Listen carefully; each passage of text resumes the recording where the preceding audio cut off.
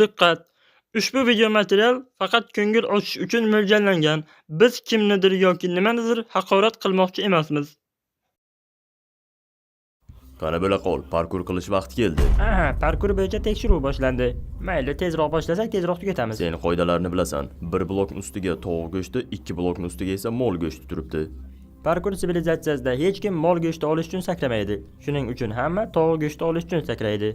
Och qornim tinch qulog'im deganlarda boriga qanoat qilamiz. Agar ertaga ham kechikib chiqadigan bo'lsang, jazo sifatida ikkita blokning ustidan sakraysan. Xo'p, uzr boshqa qaytarilmaydi. Biz parkurchilarni faqatgina bir mahal ovqatlantirishadi. Bitta tovuq go'shti bir kun yashash uchun yetadi. Parkur sivilizatsiyasining qonuni mana shunday. Agar tirik qolmoqchi bo'lsang, sen parkur qilishing kerak. Bu qoida har bir parkurchiga tegishli. Barcha professionallar yuqori qavatda yashashadi. Lekin parkurni tushunadiganlar yuqori qavatda tug'ilishadi. Agar sen parkurni tushunmaysanmi, demak sening chiqadigan yo'ling bitta. Bu ibodatxona. Bu ibodatxona yuqori qavatni va pastki qavatni bog'lab turadigan bir bino. Agar sen yuqori qavatga ko'tarilmoqchi bo'lsang, juda ham qiyin va mashaqqatli yo'llardan o'tishing kerak. Shu qiyin yo'llardan o'tsangina sen maqsadingga yetasan. Ibodatxona ko'rinmas to'siqlar bilan to'sib qo'yilgan. Sen bu to'siqdan o'tmoqchi bo'lsang, albatta biletni qo'lga kiritishing kerak. Men bilet olish niyatim yo'q edi-yu, lekin men parkurda professional bo'lmoqchiman. Albatta bu biletni qo'lga kiritishim kerak. Barcha parkurchilar o'taman deb jarlikka tushib ketishdi, faqatgina mana bu tirik qolgan. Biz 5 yildan beri qo'shnimiz. Yo, la'nati, nima uchun u mol go'shti uchun sakradi? Jin ursin, mana endi men bu yerda bir o'zim qoldim. Parkur sivilizatsiyasida master bo'lsang, bloklarni sindirib yoki oyog'ing tagiga blok qo'yishing mumkin. Lekin bizlar uchun bu narsa taqiqlangan. Lekin men bu narsani kechroq tushunib yetganman. Men atrofga nazar solganimda birdaniga yog'ochlik qurilmaga ko'zim tushib qoldi. Hech kim bu yaqinda yog'ochni ko'rmagan, chunki parkur sivilizatsiyasida yog'och bo'lmaydi. Shuning uchun men buni olmoqchi bo'ldim. Oy, qani tezda qo'lingni ol. Nima, sen buni sindirsang hech kim buni ko'rmaydi deb o'yladingmi? Seni xirrom o'ynayapsan. Yo, janob, siz meni noto'g'ri tushundingiz. Men bu yerda yog'och ko'rmagan edim. Shuning uchun Ko'p gapirma, jazo sifatida 2 marta sakraysan. 2 marotaba? Ha, mayli. Nima, senga 2 marotaba sakrash yoqadimi? Demak, 3 marotaba sakraysan. Nima? Ha, mayli. Bilasanmi nima? Mayli, 4 marotaba sakraysan. 4 marotaba ustimdan kulyapsizmi? Parkur sivilizatsiyasida har bir jazo parkur sivilizatsiyasiga tegishli bo'ladi. Men bu blokni o'zim sindirmoqchi edim.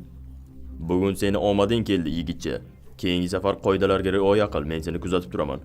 Agar pastki qavat shunaqa bo'ladigan bo'lsa, yuqori qavatni tasavvur qilmasa ham bo'laveradi. Parkur sivilizatsiyasida yashash unchalik ham yomon emas. Masalan, parkur qilib men o'zimga katta uy sotib olsam bo'ladi. Parkur sivilizatsiyasida hamma narsa parkurga tegishli. Bu yerda pul yo'q, shuning uchun hamma narsa parkur bilan o'lchanadi. Salom, qanday uy sotib olishni xohlaysiz?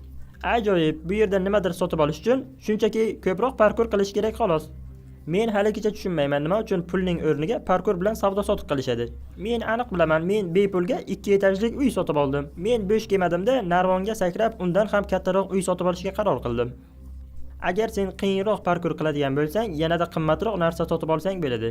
Mana shuning uchun men o'zimga qimmatbaho uy sotib oldim. Siz ajoyib uy sotib oldingiz, janob. Keling, men sizga uyingiz bilan tanishtirib chiqaman. Qoyil, olg'a, men o'zimga birinchi uyimni sotib oldim. Bu yerda har bir parkur o'yinchi uchun uy qurib qo'yilgan. O'yinchidan faqatgina bir narsa talab qilinadi. Uyning o'rtasida chiziq bor. Uyning o'rtasini chiziqni ustidan o'tib, kravatga uxlash mumkin.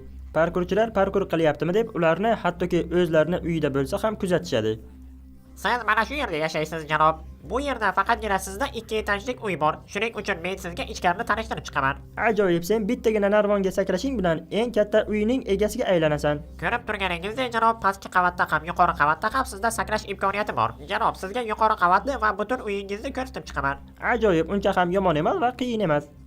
Menimcha hammasi tushunarli bo'ldi. Mana endi, janob, men sizni qanchalik parkurga yaxshi ekanligingizni tekshirib ko'rishim kerak.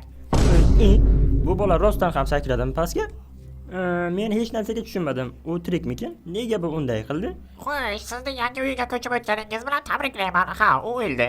Unga e'tibor bermang, hammasi joyida. U bola rostdan ham o'ldimi? U o'z ishiga sodiq qoldi. E'tibor bermang, yaxshi qoling. Qanday qilib u o'z ishiga sodiq qolish mumkin? O'zi hech kim bilmaydi parkur sivilizatsiyasi qachon boshlanganini. Yosh parkurchilar professional parkurchilarni boshliq deb o'ylashadi. Haqiqat shundaki, bu parkur sivilizatsiyasini men boshlaganman. Hammasini eslolmayman-u, lekin tarix mana shunday boshlangan. Yo, Sivit. Alo? Menga olmos bera olmaysanmi mabodo? Men 3 soat kovlab 2 dona olmos topdim. Menga 1 dona yetmayapti. Ha, uzr, menda qolmadi. Hozirgina 1 dona qo'lingda ushlab turuvding-ku. Menga bir dona berib tur, men qaytaraman senga. Kirka taxlashim kerak. Mayli, bir daqiqa kutib tur. Agar men senga olmos bersam, sen meni bitta shartimni bajarishing kerak. Chetroq tur. Endi meni quloq sol. Agar sen 4 ta blokni ustidan sakrasang, men senga olmos beraman. Tushunmadim, 4 ta blokning ustidan? Men 4 ta blokning ustidan sakrasam, sen menga olmos berasanmi? Men bilmayman, shunchaki men buni bir tekshirib ko'rmoqchiman. Men sakraganing uchun to'lov to'layman. Obbo, bo'pti. Qani chetroq turgin. Men o'zimga kelib olishim kerak. Men senga aytdim, buni imkoniyati yo'q deb. Ey, ovozingni o'chirib qisib turginda va tomosha qilgin.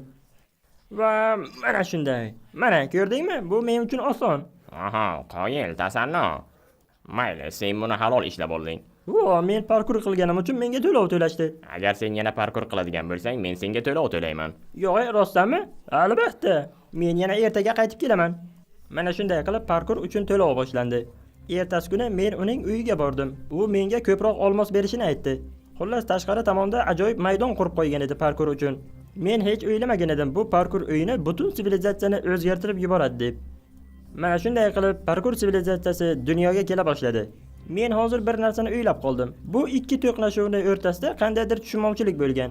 Parkur tekshiruvi boshlandi. Sizning 30 soniya vaqtingiz bor. Ajoyib kun boshlandi. Yana men parkur qilib o'zimga tovuq go'shti olishimga to'g'ri keladi. Mana chiqyapman. Men shu yerdaman. Bir marotaba sakrab tovuq go'shti yoki 2 marotaba sakrab mol go'shti olishingiz mumkin. Xo'sh, tanlang. Yaqinda meni qo'shnim mol go'shti olaman deb sakrab o'ldi. Shuning uchun men tovuq go'shti olaman. Esingizdan chiqmasin, bugun bilet berish marosimi bo'ladi. Janub tomonga qarab 200 ta blok yuriysiz. Obbo, agar bugun bellashuv bo'lsa, demak menga mol go'shti kerak bo'ladi. Bellashuv uzoq bo'lishi mumkin. Shuning uchun menga tovuq go'shti yordam bermaydi. Xayriyatki men uddaladim va mol go'shtini qo'lga kiritdim. Qoyil, bo'lishi mumkin emas. Sen buni uddalading. Sen bunday sakrashing bilan professional bo'lishing mumkin. Yo'q, professional bo'lishimga sizning ishonchingiz komilmi? Men shunchaki hazillashgandim. Sizlar hech qachon yuqori qavatga ko'tarila olmaysizlar. Bu la'natlar har doim oddiy o'yinchilarning ustidan kulishadi. Bugun ajoyib kun. Men mol go'shti uchun faqatgina 2 marotaba sakraganman. Mana endi menga bilet olish imkoniyati bor. Bilet olish juda ham qiyin, chunki u uzoqda joylashgan. Agar men ehtiyot bo'lmasam, bitta blokni ko'rmasdan pastga tushib ketishim mumkin. Agar men tushib ketsam, parkur sivilizatsiyasida hech qachon master bo'la olmayman. Xayriyatki men bellashuvga yetib keldim. Men bu yerga kelishim bilan mendan tashqari yana 3 ta o'yinchi bor edi. Ko'p parkur o'yinchilar bu yerning qonun-qoidalarini umuman tushunishmaydi. Agar sen bu yerda ehtiyot bo'lmasang, mana shunday yiqilib ketishing mumkin. Va shu zahotiyoq sening o'yining shu yerda tugaydi. Mana bunisi ham yiqilib ketdi. Oy, seni sakrash niyating bormi o'zi? Bilmayman, men sakrashdan qo'rqyapman. Yo'q, bu qo'rqinchli emas. Faqatgina wow! Jennerson ko'r edimi nima balo bu? Xo'sh, men sakrashdan oldin atrofga nazar tashladim. Bu yerda har hafta imtihonlar almashib turadi. Bu sinovlarni hech kim bilmaydi, lekin bunisi juda ham qiyin edi.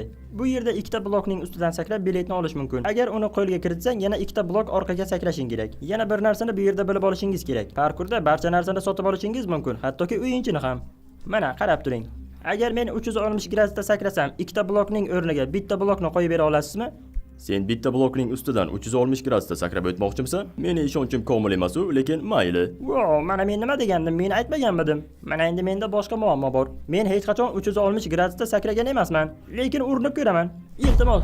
Wow, men buni uddaladim. Mayli, kelishuv o'z kuchida qoladi. Aldashni xohlamayman-u, lekin yangi o'yinchini bunday sakraganni birinchi marta ko'rdim. Mayli, sen meni hayron qoldirding. Shuning uchun mana endi sen ikkita emas, bitta blokning ustidan sakrasang bo'ladi. Lekin sen baribir ikkita blokning ustidan sakrashing kerak. Ha, shoshilma, men oldin mana bu yerdan o'tib olay. Bu men bilet olishim uchun oson yo'l edi. Agar men buni uddalasam, albatta ibodatxonaning ichiga kira olaman. Yuqoriga ko'tarilib, o'z hayotimni boshqatdan boshlayman. Endi orqaga yo'l yo'q, faqatgina oldinga intilish kerak. Xo'sh, demak boshlaymiz. Bu yerga kelgan yangi o'yinchilar qanday qilib to'g'ri sakrashni bila olishmaydi. Lekin men buni uddaladim. Mana endi ikkita blokning ustidan sakrash vaqti keldi. Men ko'zimni yumdim-da va sakradim. Men jarlikka yiqilib ketaman deb o'yladim, lekin bunday bo'lmadi. Xayriyatki platformaning ustida edim va biletni qo'lga kiritdim.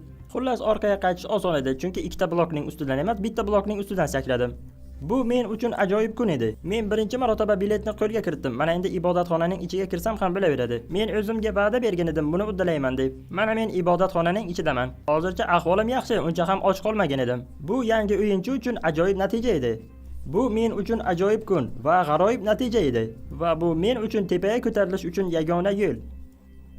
Men ibodatxonaga yaqinroq kelib va biletni tegishli joyga qo'ydim. Bir necha soniyadan so'ng ibodatxonani to'sib turgan ko'rinmas bloklar yo'qola boshladi.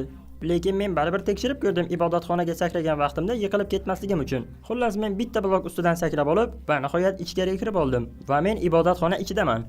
Va nihoyat men o'zim orzu qilgan joyining ichidaman. Bu birinchi parkur sinovlar boshlanish joyi. Bu yerda hali hech kim, to'g'rirog'i hali oddiy parkur o'yinchisi hali kira olmagan. Tepaga ko'tarilish uchun mana bu bloklar ustidan o'tish kerak. Men bu yerga kelish uchun juda ham ko'p tayyorgarlik ko'rganman. Men boshqa o'yinchilarga o'xshab yiqilib o'z o'yinimni tugatmoqchi emasman. Men yuqoriga ko'tarib, parkur bo'yicha master bo'lmoqchiman. Meni parkur bo'yicha sayohatim mana shu yerdan boshlanadi. Xullas men